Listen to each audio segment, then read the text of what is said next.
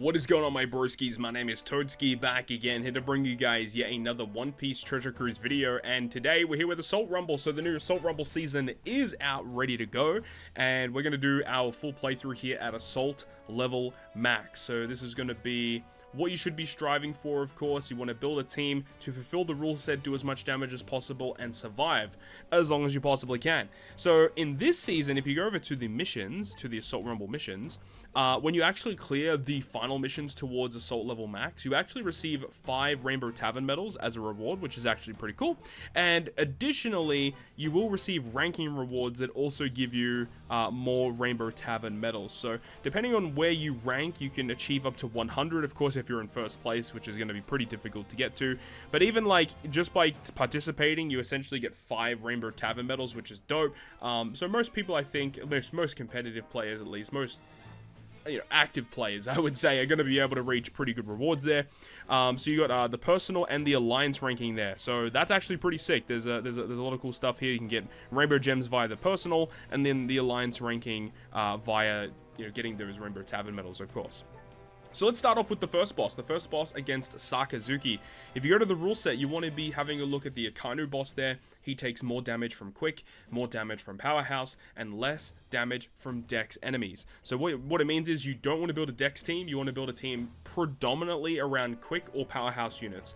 I think Mono Powerhouse is probably going to be a really good team against this. I don't have like the best units to build Mono Powerhouse, so let's go ahead and show you the team that I've whipped up against this one. So this is what I have at the moment up against this Akainu boss fight. So if you actually zoom into what Akainu is doing, one thing you should definitely do this. Make sure to actually click on the enemies that you're up against, because they give you an additional little bit of a highlight in regards to the team building aspect. Now you have a look at his special. It says right at the bottom of his special, it targets shooter class enemies for 5,000 damage. So it means if you bring shooters, they're just going to do more damage to you. And if you have a look at all of the enemies, they're all going to have a debuff, like a further debuff against shooter characters. So you pretty much don't want to bring shooters against this boss, and you don't want to bring Dex. And as I said, predominantly Quick or Powerhouse. So this is what I have here. The new Boa Hancock is actually really good for this fight. She is Quick, she is Powerhouse, she does a ton of damage as well. So I'm just kind of trying to support her. And then as for the other units, we've got versus Akainu, just because he is a solid character. I feel like versus Akainu isn't very good for Assault Rumble though, because he does, like, the main reason why you bring him is because of his sheer ability to launch his special ultra quickly, but he also provides a really good health cut, and then he does damage. Of course, the issue here is the fact that the enemies don't really take health cuts in Assault Rumble. So I think Akainu could probably be replaced. I do still like Kaido because he does still do pretty good defense down. He does decent damage, and also the fact that he can special bind the enemy. And also Marlon's at level 150 with max investment, so why not go ahead and use him, right? So you see Kizaru is just providing some support there. And here we have Sakazuki here. And you see that like Bo is already losing a lot of HP, so that's a little concerning to see. So Akainu, he doesn't really do like crazy damage here. So Smoothie does have the ability to reverse specials, which I guess is kind of nice actually to, reverse Fuji so that he isn't going to be able to launch that quickly. Ideally, obviously, we'd want Smoothie to go relatively fast, but we see the special bind coming in clutch there from the Kaido special, which is really good. Jinbei can provide some really solid defense foundation for our team, and also can do some damage through defense. And here's the Boa Hancock with the defense down and then the additional hit as well, and can also provide special bind. Unfortunately, they kind of dodged the special bind that time around, which is a bit of a shame there. Unfortunately, we're not going to be able to stop them from launching their next round of specials though, which is a little bit of a shame. Smoothie, if she was able to go, would be really nice, but unfortunately not the case. Fixed damage, which is annoying. Jinbei's just not quite ready yet. Sakazuki can launch again for us. No, he missed. Okay, here we go with Kaido. Can we get the special bind? We do get the special bind. That's actually really clutch so that Fuji can't launch that special. And then Smoothie can potentially reverse. Oh, getting the Boa special here, and it's the Super Rumble special as well. Defense down, huge damage there, and they're all in break status. And the special bind is hit as well, so we can stop them from launching. And even if they did launch, well, Smoothie can provide some reverse, which is pretty cool. Potentially could replace Smoothie, maybe putting Shiryu on the front line. Not really too sure. Could even put Kuzan on the front line. We'll see. And then Jinbei, if he's able to launch, can also do some damage through defense, which is really good. How much damage does he do? Okay. Actually pretty solid damage, considering he's also providing good bulk for our team. I hope that Boa can stay alive, but it's It's really tight. Sakazuki just missed. Fujitora finally getting a chance to launch his special ability with that 50% health cut. And then Kado can get his special in right at the end there just to get a bit of additional damage against the opponent. So not too shabby for the first opportunity there at Assault Level Max. That was my first run at Assault Level Max with this team, so not too bad, honestly. Definitely some things that I would want to change, actually, but ultimately not really too bad. Pretty decent overall. So, moving on, we have our secondary boss now, which is up against Blackbeard. Now, Blackbeard has featured as a boss in the past in previous Rumble seasons, Assault Rumble seasons. However, he's always been by himself. This time around, he has a friend in Avale Pizarro. So, let's go ahead and show you the team setup I have for this one up against Blackbeard. So, for me personally, I feel like I'm missing just a lot of really good characters for this Sci-Free Spirit team. Best case scenario, you'd want to build, with Luffy, Zoro, Sanji, the anniversary Nami that came out recently, and then run those Straw Hat focus units. Even the new Brook that has just come out with Frankie, he would work really well in that team as well. And if you pull the Atlas is also going to be a nice unit for this team as well. So in terms of what you need to know, Blackbeard, if you have a look, and it goes for Pizarro as well, he does do more damage towards powerhouse units, and it's damage through defense. So be very cautious of that. Don't bring powerhouse units. Avalo Pizarro here, he targets powerhouse enemies for attack down level 10 and defense down level 10, so just ultimately making it difficult to stay alive. If we go over to the rule set against Blackbeard, where is it? Blackbeard will take more damage from Psi units, more damage from Free Spirit, and take less damage from Strength Dex Quick. So pretty obvious, you want to be building a mono Psi Free Spirit team. Now this team that I have here, it's going very greedy because I'm running 5 Sugo Fest exclusives on the front line. Typically you run 4 Sugo Fest exclusives, 4 Rumble Rare Recruits. That's what we're going with. Definitely not an optimal team, I'm telling you that. And the whole goal here is to do as much damage as possible via, you've got, Yamato, which can do halving of stats. You've got Garp, which can do damage through defense. You've got Sanji, who does a ton of damage to int characters. And then hopefully getting some good action bind against Blackbeard and Pizarro with Odin. We do also have Law on the front line. Probably could take Law out. He's obviously providing some nice debuffs against the opponent, also giving us some special CT increase. So there are reasons for all characters to be here. And here we go with the Odin. Can we get some good action bind? Let's see. We missed the action bind. That's lovely. That is lovely. Yamato getting the halving of stats there, which is really good though. It didn't hit Pizarro with the half stats, which is very interesting. So he guarantees action bind, so potentially something to take note of is maybe potentially bringing characters that have rumble abilities or passives, resistances, to avoid action bind might actually be kind of clutch. And obviously you see Sanji that goes absolutely crazy. They're already in break status right now. So we're doing really, really well. It's just the fact that we are going to be tanking so much damage because we don't have a lot of bulk on our team. So it is concerning, definitely. Let's see how this goes though. Obviously, if Garb dies, he's going to do a ton of damage to them. Halving of stats. Did he hit both? Okay, Yamato did hit both of them this time, which is a good thing.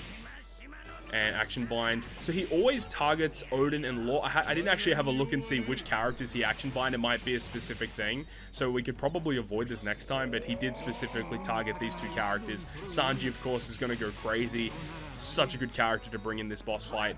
It's hard to, Luffy Zoro Sanji's really good, but then you got this Memories of Straw Hat Sanji, which is so good. Did Garp die? Okay, he did die. Okay, that's unfortunate. So we're on our last legs here. There's only 20 seconds left. Hopefully we can stay alive a little bit longer. Odin is ready to go. Hopefully we get some action bind here. This is a great time to get it. Okay, maybe they have resistance against action bind. If they do, that's really annoying. That is really annoying. I hope Yamato can potentially launch the special again. That's going to be kind of huge if no. Okay, we are going to die. So we're going to lose a lot of points because we have a full dead team. Obviously, that's not ideal for us at all. So yeah, of course, I think I should probably stay away from the greed and go a little bit more defensive focused. I went ultra offense that time around. Obviously not ideal. But we did still get a new record because we did a ton of damage against them, because in break status, you can just continuously kill them over and over again.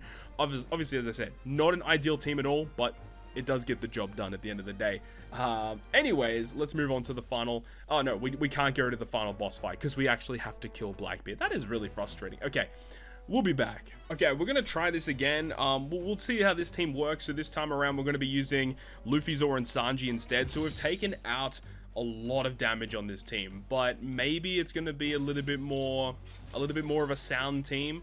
I'm not really too sure. As long as we can survive, you know, that's the main thing. We need to make it to the end, make sure that we're not getting completely knocked out.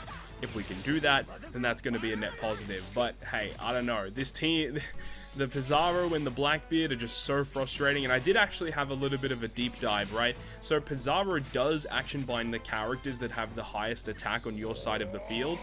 And then Blackbeard and Pizarro both have the ability to avoid action bind. So that doesn't really help at all. So, you know, using Odin to, you know, provide the action bind doesn't really help us, honestly. So let's see. We actually can get the Luffy special off here. So potentially having Law and Rebecca at level 150 might actually be kind of a net positive for us, because it means that those are the characters that are going to get action binded, not our heavy damage dealers. So that could be kind of interesting. So the only problem is making sure that we can get our specials off. That's honestly going to be the most important part. But we're looking pretty good here. We actually still have relatively good defenses. Of course, Avalo Pizarro can provide some pretty annoying stat reduction and stuff, but we're looking pretty good right now, at least. Of course, the action bind again. But our main damage dealers are looking okay. They're relatively healthy. It's halfway through the game, and they're already both in break status. Yeah, this is definitely going to be a much better matchup, I think. Of course, if they can continuously launch their special, that is going to be kind of annoying. And there we go. That's nice to get another Luffy, Zoro, Sanji there. Fixed damage, damage through defense. So yeah, that's obviously going to help a lot. Garp, when he comes up, he actually should launch his special too. Okay, big damage there, but we tank it pretty well because of the half stats. And then Garp coming in, 2 big hits there on each of them. Okay, this is going very, very well. Way better than the last matchup. And even Rebecca Toy Soldier doing 18k against both of them, that's actually incredible. Halving of stats, huge damage there. Yeah, we're looking real spicy right now. Garp is not going to get his special launch, but that's okay. Action bind those characters again. That's fine. It's fine that Law doesn't get his special, as long as the other guys do. Luffy, Zoro, Sanji again. This is crazy, dude. What the heck? Huge. If I don't think Yamato is going to get her special to go off before the end of this game here, unless she comes up out of nowhere. Well, Garp does get a second launch though, which is great. And then Yamato might just make it. Maybe? Oh, just missed out on the Yamato, but 763 is a massive number. We also have way more HP on our side of the field as well. Yeah, that was a massive, massive number for us. God damn, dude. Let's go. All right, final matchup here for the Assault Rumble is going to be up against the Whitebeard boss fight. If we go to the rule set here, for the Whitebeard boss, he takes 15% damage against Int, 15% against Driven, and then 10% less against Strength, Dex, and Quick. So Int and Driven is what you want to predominantly look at. If you have a look at just one of these random characters here, you can see that they also target fighter characters for additional debuffs. So you want to bring Int and Driven and ideally avoid fighter characters if you can. So let's go ahead and bring up the team that we have for this one. So this is the team setup that I have for this one here. So we're going to be looking at like an Int striker team, but we also have Saturn who's Driven. We have the Yamato who is also Driven. Smoker on the bench is Driven. So we're mainly looking at Int to be our big damage dealers, but specifically Saturn and Yamato should actually do quite a lot of damage against these guys.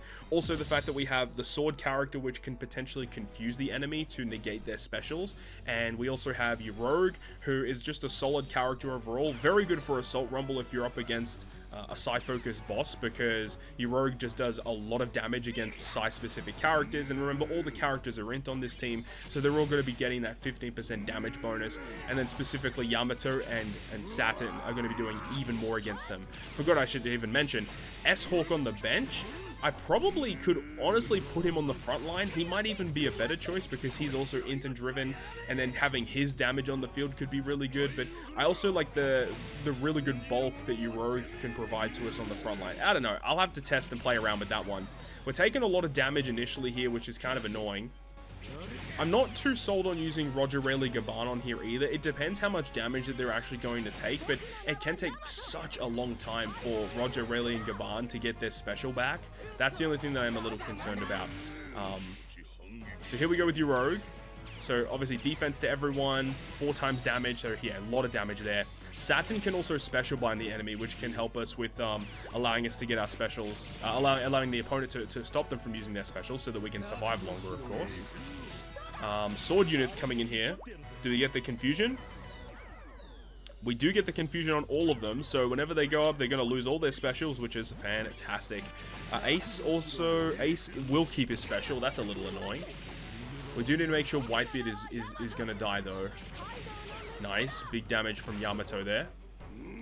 And who's next? So Roger Rayleigh Gaban. Remember, when Roger Rayleigh Gaban fall below 40%, they're going to do a ton of extra damage. So that's why I have them in the middle, so that they're potentially taking the most damage, but we'll see. So Yoroga again is going to come in huge damage. Very, very nice. So Whitebeard, yeah, we take that. Yamato's not quite ready yet. Can we get that confusion again? We do, so we're going to stop them from using their specials. Beautiful. You absolutely love to see it. And then also the confusion does actually allow the enemies to hit themselves, so they actually do like more damage for us, which is nice. The special bind is also kind of clutch there too. Yamato coming in with some more damage. Nice, love to see it. Unfortunately, Sword just missed out on their special there. We'll take that, that's fine, no, not a problem. And that's going to be it. So yeah, not a lot of damage compared to that Sai boss fight that we or the versus Blackbeard boss fight that we did before. Either way, it should still be a pretty decent score, 3.1, so that is a new record for me, so we take that. So these are my current teams that I have set up against the current Rumble season, or Assault Rumble season. 11 million score, honestly, is pretty decent for me. It's not too bad, so we'll take that. Of course, I did get lucky and pull one of the new rare recruits, which does give me a slight bump to my point, so it is what it is. That's going to wrap it up for me, though. Thank you so much for watching, and if you enjoyed it, make sure to go ahead and leave a like. And if you want to stay up to date with all the content I post, including more One Piece Treasure Cruise content, make sure to hit the subscribe button down below. On that, guys, I'll see you guys within the next video.